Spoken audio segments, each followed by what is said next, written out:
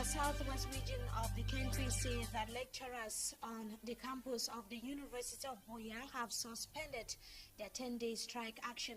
And also in this newscast, the Indomitable Lions of Cameroon are preparing to face the Democratic Republic of Congo come Sunday, and the must-win encounter, which is going to take place in the absence of team captain Samuel Eto'o, is being described as a big blow to the national football team. And Cameroon today observes Blood Donor Day, the 10th of its kind, with questions being raised as to why on why blood banks in many hospitals here in the country keep running dry. Our guest in the second part of this newscast tells us more.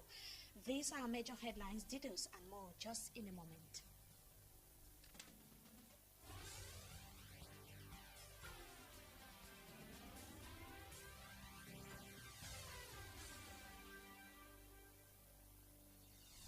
Thank you, viewers, for joining us in this edition of the 6 p.m. newscast on Equinox Television. We begin right away in sports football. The Indomitable Lions of Cameroon would tomorrow be leaving the country for Kinshasa, that is in Congo, ahead of their crucial encounter against the Democratic Republic of Congo that is built for Sunday. And for Hansen Chanji, the following report looks at the stakes of that encounter. His report. The Democratic Republic of Congo look forward to boost their chances of finishing top in Group I this Sunday when they host Cameroon at the 80,000 capacity start the Matthias in Kinshasa. They will go into this clash with confidence as they are unbeaten in their last 5 matches and to revenge the 2012 June 2nd loss to Cameroon at the Amado Ejo Stadium. The Leopards, who were in the same group with the Lions in the 2012 Africa Cup of Nations qualifiers, are determined to scrape a ticket to the Brazil World Cup 38 years after their first appearance in 1974. After holding Libya to a goalless draw, DR Congo saw their chances boosted by Cameroon's dismal performance in front of Togo. DR Congo lied third in Group I with only a point difference from the leaders. Playing the Lions in Kinshasa after their 3 head-to-head outing ended in favor of the Lions, would be Claude Leroy's main test since he took over. The 65-year-old knows the football periphery of Cameroon and expects a thunderous home support against the Lions. With skillful and determined players, Diometim Bokani, Trezor Putu, Yves Diba Ilunga, and Kalui Tuka, DR Congo are combat ready to dismantle the defense mechanism of the Lions. They have a no-nonsense goalkeeper, 37 years old Kijaba, whose acrobatic saves has been a lasting memory with the Kijaba dance. Bookmakers hold that a 4-1-4-1, 4-3-3 and a 4-4-2 play system will destabilize the Congolese, who still lack an ideal cohabitation between the local players and the professionals.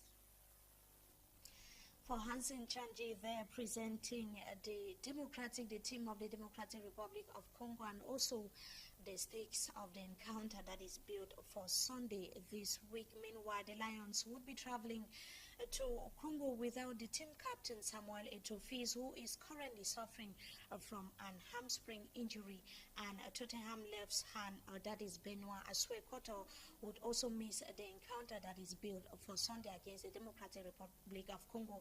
The absence of these two players have, however, always been said or is being described as a huge blow to the national football squad. And just to remind that Cameroon lies second in Group I of according to the classification with 6 points, followed by Libya. That is, Cameroon is coming after Libya, who is topping the classification table with 6 points. The Democratic Republic of Congo is having 5 points. Togo has 4 points, and a qualification in this group is open for all the 4 countries. And just to remind that the encounter between the Indomitable Lions of Cameroon and the Democratic Republic of Congo on Sunday is a must-win encounter for the Indomitable Lions of Cameroon. Now we talk about another fire incident which is said to have partially ravaged some shops. That was yesterday at the Mbopi market. They were actually the fire incident which occurred last evening is said to have destroyed 2 shops. and the flames reportedly ignited from a short circuit in a store situated at the main entrance of the Mbopi market, and the flames had started consuming two nearby stores, but for the timely intervention of firefighters. And the fire incident comes barely 4 days after that, which is said to have ravished the carpentry section of the central market in the city of Douala. We take you to the campus of the University of Buea to talk about the situation of detention which has been mounting for days on the said institution. Lecturers of the University of Buea have suspended their strike action and are calling for dialogue to rein. The Secretary General of SINES UB chapter of the SINES UB chapter, Dr. Fontem Neba, revealed this evening to Equinox Television that normal classes would begin as from 9 a.m. That is tomorrow, Saturday. The lecturers have called for all stakeholders to let dialogue to prevail. And just to add that this is coming at a time when lectures have so far been grounded for days on the campus of the University of Buea. We talk World Blood Donor Day, which is being commemorated today, the 10th of its kind, and where voluntary blood donors in the city of Douala and Cameroon as a whole have been told to donate blood in order to meet the demands in hospitals in the country. Members of the Association of Benevolent Blood Donors in the city of Douala have called on blood donors to save lives of patients who are increasingly demanding blood on a daily basis. And just to remind that this 10th edition of Blood Donor Day is being observed under the theme, Give the Gift of Life, Donate Blood. We shall be talking more on that with our guest in the second part of this newscast. Meantime, we talk about the CEMAC Summit, which is taking place in Libreville, Gabon, where heads of state of the Central African Economic and Monetary Community began meeting today in that part of the African continent within the framework of the CEMAC Extraordinary Summit. Cameroon's head of state, Paul Biya, is represented at the two-day event by Prime Minister, Head of Government, Philemon Yang. Deliberations are centered on the unrest in the Central African Republic and also the evaluation on the level of integration amongst member states. The Extraordinary Summit, which opened yesterday or this Friday, would end on Sunday. On that note, we take you out of Cameroon, where former South African President Nelson Mandela is said to be recovering after suffering or spending 7 days in the hospital. And meantime, Turkish Prime Minister has suspended a plan bulldozer that is a plan to bulldoze the Hezi Park. This and more with DW TV.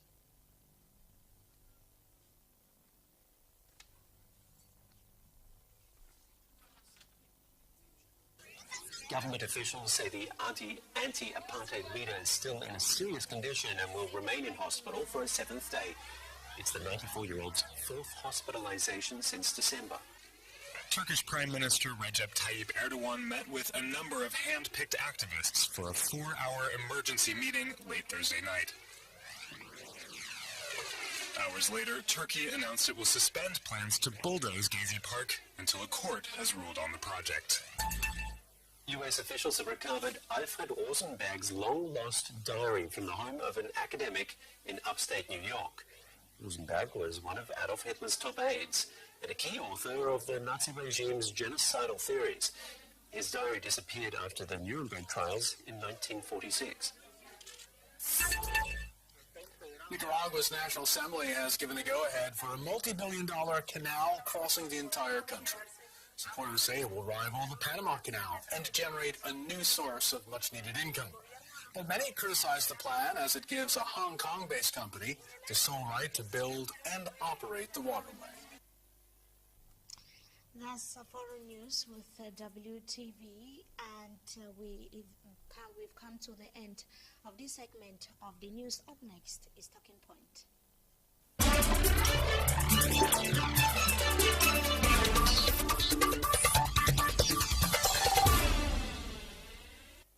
Thank you, viewers, viewers, for joining us once again tonight on Talking Point. We are going to be talking about the World Blood Donor Day, the 10th of its kind, which is commemorated today in Cameroon with focus or a call for voluntary blood donors to donate and save lives. Our guest tonight is an official from the Delegation of Health here in the economic capital, Douala.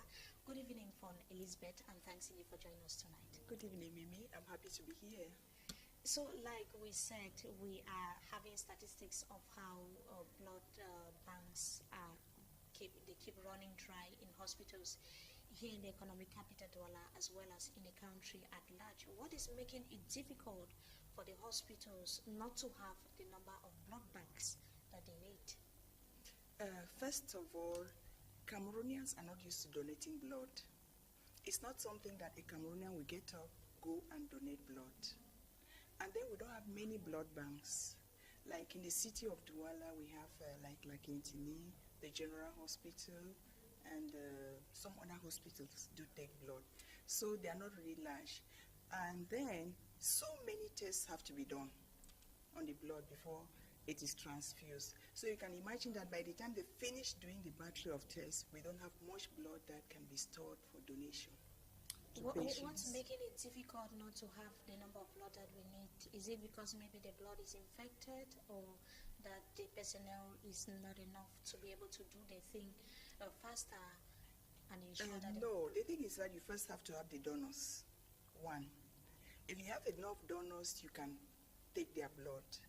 Then when you collect the blood, you have to now go to the screening part of it, and that can eliminate so many bags of blood. So in the end, you don't have much. Because the donors are first of all few, Yes. and before at the end of the day, you discover that not all of them can be used. Yeah, What that's is true. the impact, therefore, in a country like Cameroon? Let's take, for example, a cosmopolitan town like the city of Douala. Okay, for Douala, for example, if you have a problem and you're bleeding, if you go to the hospital, don't be surprised. You're asked to bring donors immediately from your family. So it means that if you have an accident, you are asked to bring like 4 people. Hopefully from the 4, they can have 2 who are healthy to be able to give the blood, transfuse the blood to you. So it takes time. There are delays. But meanwhile, if we were to have a good blood bank with enough blood, there won't be that delay. What is making it difficult for hospitals in the country to have as many blood donors as possible? What's making it difficult? As I said in the beginning, blood donation is not something that Cameroonians have integrated into their psyche. Is it the absence of sensitization? Or Sensitization, the other factors? beliefs, to give your blood to someone. It's not something that Cameroonians think is easy to do. But in developed countries, blood donor day, people just go and give blood. Even when it's not the blood donor day, they just go and give blood. In Cameroon, you have to do a special campaign, and only a few people understand that they have to give blood to save lives. And it's a very, very big blow to the hospital, which is in dire need of blood on daily basis. Oh, yes. Because many Oh, patients, yes. they die. And sometimes you can actually lose lives because you're waiting for the family members to come and donate blood. Then the blood has to be screened.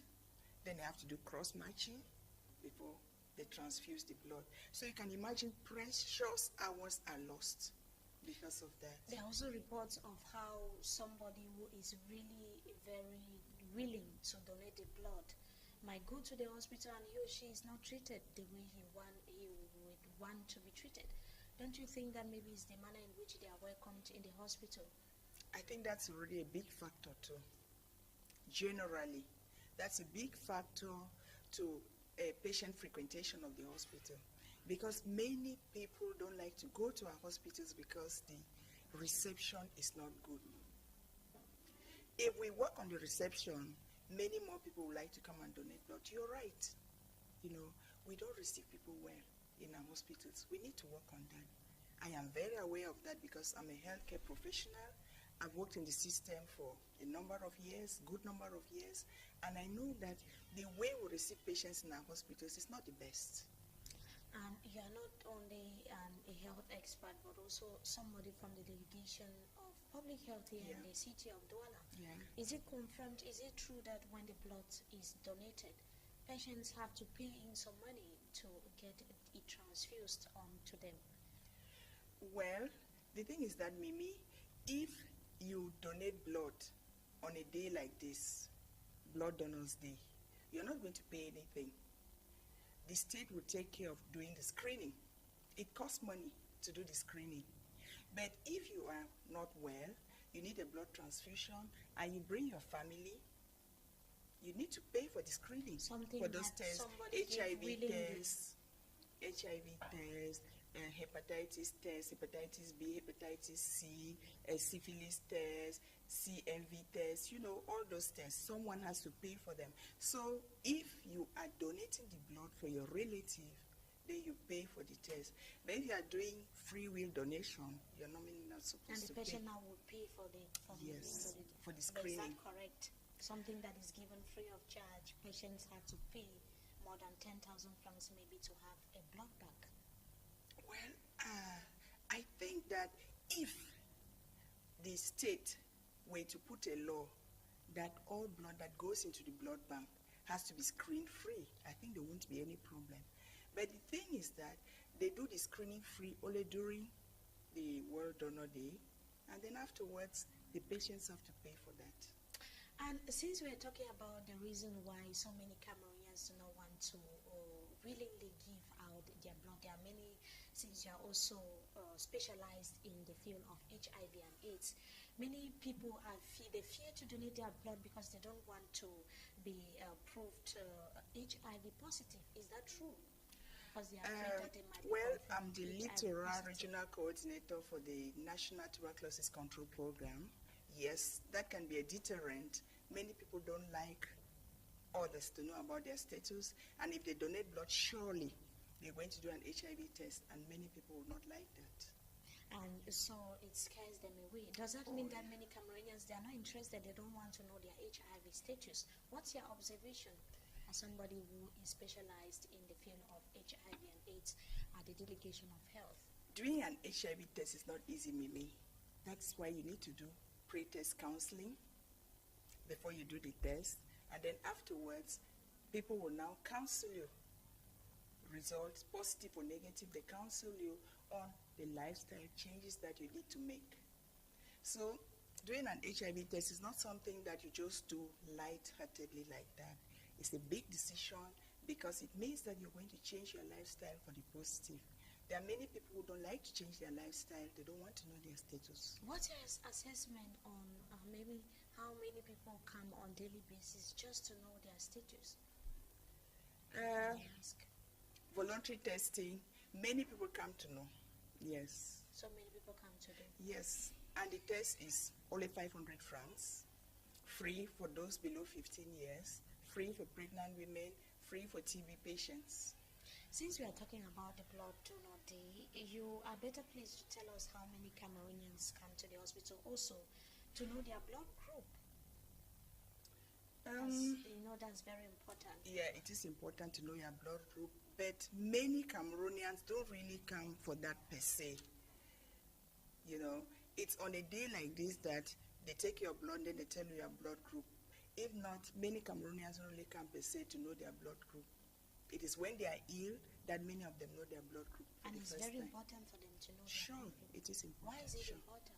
Because if you're going to be transfused blood, no need to waste time doing a blood group again and so on. They can just bring the blood as an emergency by your bedside. They do the cross matching if you know your blood group, and it will be faster. Even in marriages, we see that. Yes, rhesus negative in marriages. If you're a rhesus negative woman, it's good to know your blood group and your rhesus factor so that you don't transmit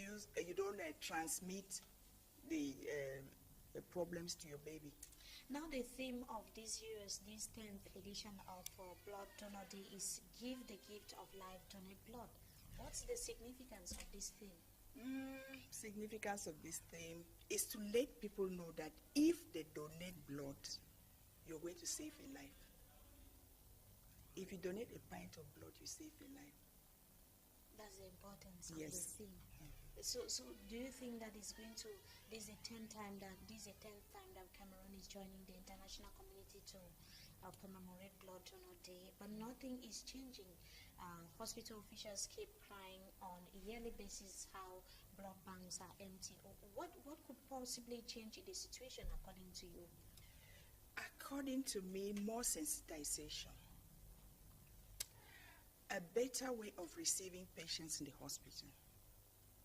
Cameroonians need to be Cameroonians sensitized. need to be sensitized, yes. So you think that there is no sensitization on the part? I think it's not enough, Mimi.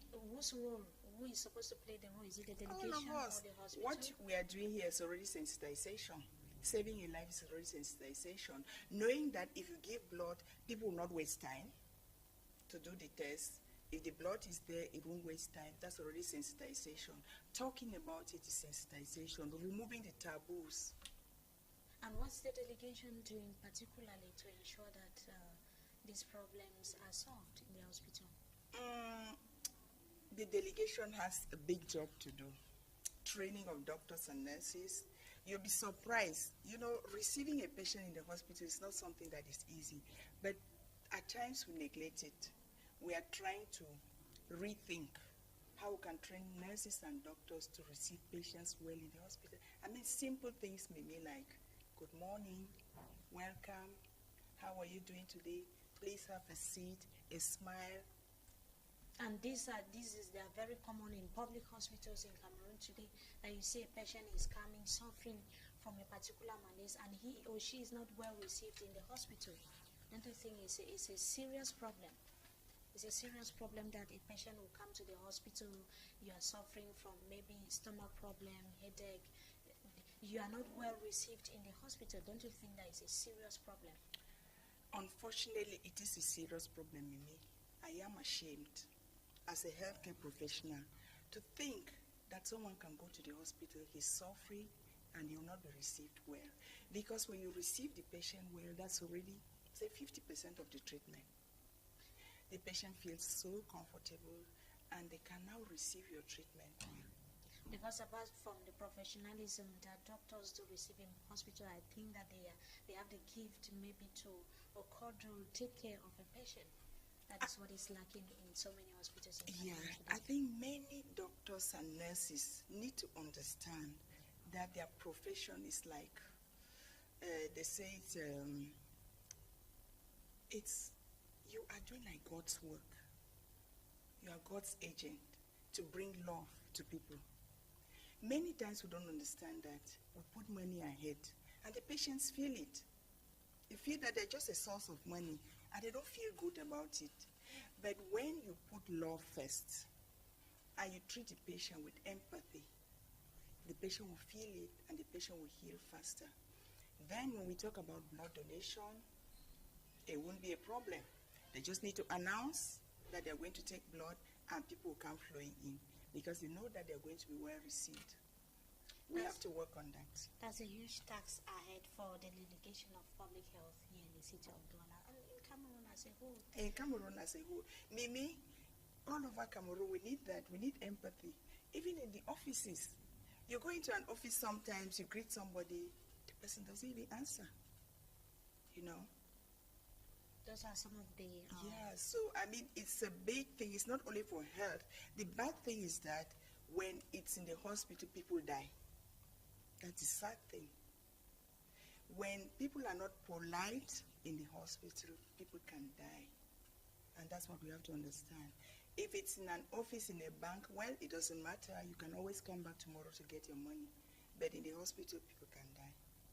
Thanks indeed for Elizabeth for joining us tonight. You, an official from the Delegation of Public Health here in the city of Douala. Thank you so much for joining us tonight on Talking. Thank you, Mimi, and I hope that next time we'll be able to talk some more Especially about HIV and prevention. AIDS and tuberculosis. Yes. Thank you so much.